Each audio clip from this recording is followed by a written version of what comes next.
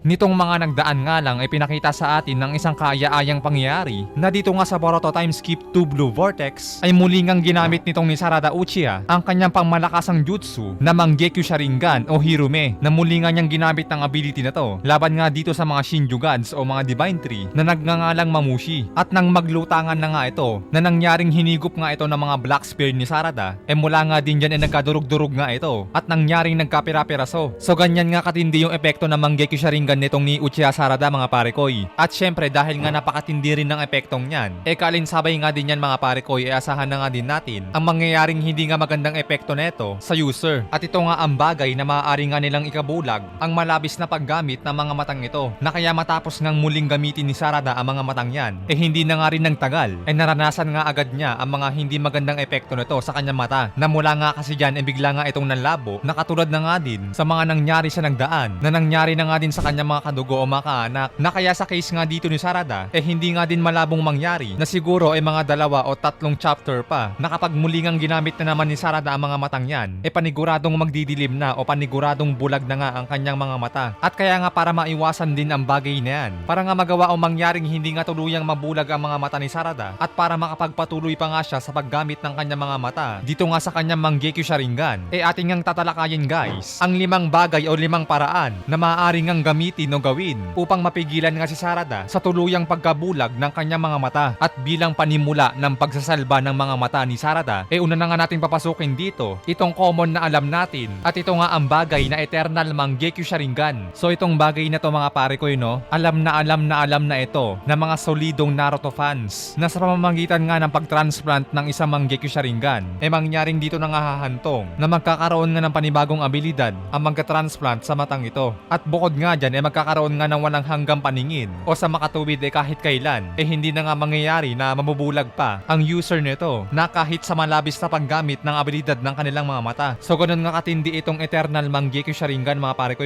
kahit ispamin mo pa ng ispamin yung paggamit ng mga mata mo 100% nga hindi ka na nga mabubulag sa pag-overuse ng mga matang ito. Then now mga sir, pagdating naman dito kay Sarada pwede ngang gamitin ito ni Sarada sa kanyang mga mata. Ngunit subalit datapwat ang problema nga lang dito bagamat maganda nga ang paraan na yan, ang problema nga lang guys saan kukuha si Sarada ng isa pang Mangekyou Sharingan na dapat nga niyang i-transplant sa kanyang Mangekyou Sharingan din. So ayan nga yung method 1 natin mga pare ko bagamat tagilid nga dahil nga sa ngayon wala tayong maisip na kung saan nga ba pwedeng kumuha ng Mangekyou Sharingan si Sarada para magkaroon nga siya nitong Eternal Mangekyou Sharingan at mapigilan ng kanyang mga mata sa pagkabulag sa malabis nga na paggamit nito. Then now mga sir, dito naman tayo sa pangalawang paraan na maaari o pwede nga gamitin ni Sarada para maiwasan nga ang kanyang mga mata sa pagkabulag. At ito nga ang bagay na paggamit nga ni Sarada ng Hashirama Cells. Yes mga pare ko, parang katulad nga lang din kay Obito na dahil nga din sa tulong ng Hashirama Cells nagagawa nga ni Obito na i-spamin yung kanyang Mangekyou Sharingan which is ang Kamui. So diba mga pare ko, alam din naman natin ang bagay na yon. Kaya nga nagagawa ni Obito na madalas gamitin ng kanyang Kamui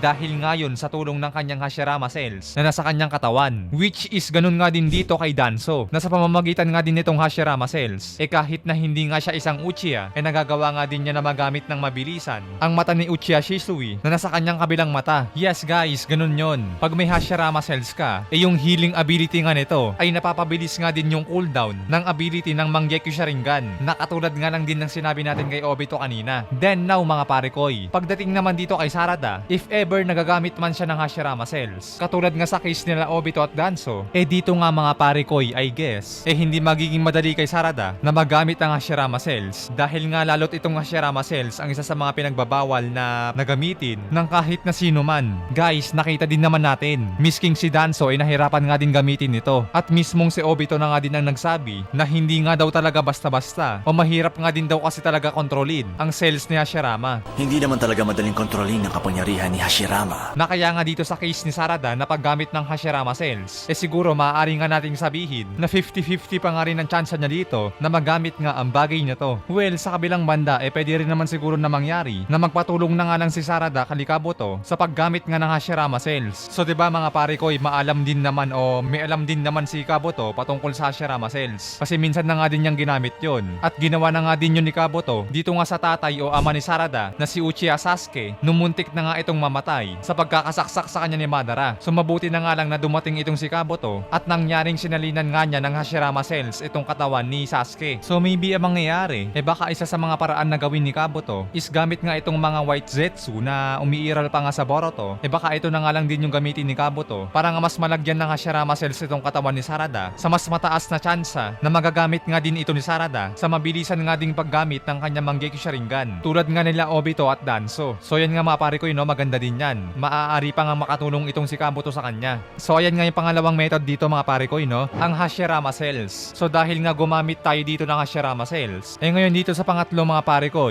syempre dito na nga papasok itong Rinnegan. So kapag gumana nga ang Hashirama Cells, malamang guys, mangyayari nga dito na mag-evolve yung Mangekyou Sharingan ni Sarada to Rinnegan. At kapag nag-Rinnegan na nga guys, hindi na nga kailangan ng EMS dahil itong Rinnegan na nga ang final evolution ng Sharingan. So malabo na nga din mabulag si Sarada sa pag-spam ng kanyang mga ability ng kanyang Mangekyou Sharingan. At syempre, ang kaalinsabay nga na option niyan, kung hindi man magkaroon ng Rinnegan evolution, syempre pwede na nga nilang gawin itong nakunin yung Rinnegan ng isa sa mga Shinju. Yes mga sir, maaari nga nilang gawin nakunin nga ang Rinnegan ng isa sa mga Shinju, which is itong si Hidari na siyang God 3 version nga ni Sasuke. Although wala pa nga tayong idea na kung gagana nga ba ang mga matang ito kapag nilagay nga sa mga mata ni Sarada, pero dahil parehas o same lang naman ito ng DNA ni Sasuke, dahil itong si Hidari na God 3 same nga lang din o parehas lang ng DNA ni Sasuke, baka marahil na mangyaring gagana nga ito sa mga mata ni Sarada. At sa gayong paraan, hindi na nga mangangailangan pa si Sarada ng EMS o Eternal Mangekyou Sharingan para maiwasan nga ang pagkabulag ng kanyang mga mata.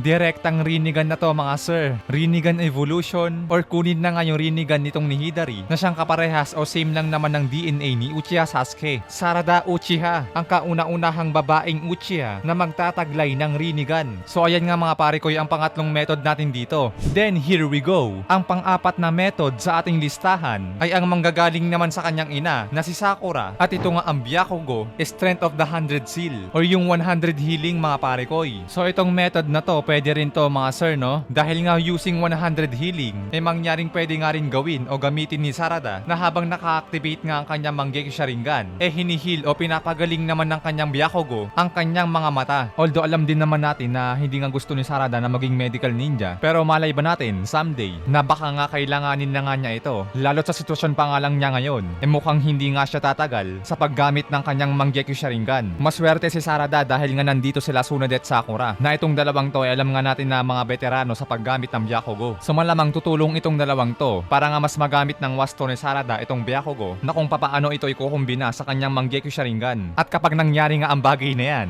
paniguradong balagbagan, sagupaan, bugbugan, wasakan na naman ang mangyayari sa mga hinaharap ng Boruto Time Skip 2 Blue Vortex. Then now mga pare koy, dito naman tayo sa huling bagay o huling paraan na maaari ngang makatulong upang mapigilan nga si Sarada sa pagkabulag ng kanyang mga mata sa pangangailangan ng paggamit ng kanyang Mangekyou Sharingan. At ang makakatulong nga niya dito ay wala ngang iba kundi ito ngang si Himawari Uzumaki gamit nga ang kanyang healing ability. Yes mga sir, best combination na naman ito ng mga Uzumaki at Uchiha. So dahil nga kasama ni Sarada itong si Himawari, dito maaaring mangyari na nga na kahit ispamin na nga ni Sarada yung paggamit ng kanyang Mangekyou, matutulungan naman siya ni Himawari na pagalingin nga ang kanyang mga mata sa tuwing gagamitin nga ni Sarada ito. Guys, take note, mas matindi ang healing ability ni Himawari kumpara nga sa mga healing ability na nakita natin na ginamit ng mga ibang ninja. Katunayan nga, mas matindi pa ito sa healing ability ng Byakugo kasi itong healing ability ni Himawari kahit kaloo-looban ng mga cells napapagaling nga nito. So what more pa kaya dito sa mga mata ni Sarada na malamang na masabi nga din natin na kayang-kayang i-prevent ng healing ability ni Himawari ang tuluyang pagkasira ng mga cells sa mata niya na magiging dahil nga upang hindi tuluyang masira ang mga mata ni Sarada at hindi nga ito mabulag. So ayan nga mga pare ko ang ilang dahilan o ilang paraan na maaari ngang gamitin dito upang hindi nga tuluyang mabulag itong si Sarada sa kinakailangang malabis na paggamit ng kanyang Mangekyou Sharingan. Kayo guys, sa limang nabanggit natin, alin sa tingin nyo ang mga ilang paraan doon na maaari ngang lumapat na siyang makakatulong nga kay Sarada? Or kung wala man sa ating mga nabanggit, para naman sa inyo mga pare koy, alin nga ba ang pinakamaiging paraan upang hindi nga tuluyang mabulag ang mga mata ni Sarada sa kinakailangang malabis na paggamit ng kanyang Mangekyou Sharingan? Comment down below mga pare koy para malaman nga natin yung mga sarili nyong opinion patungkol nga sa bagay na to. Hanggang dito guys, maraming salamat sa inyong panonood. Keep safe palagi. Sana'y nag-enjoy kayo. Anime Tagalog Talakayan nagpapaalam.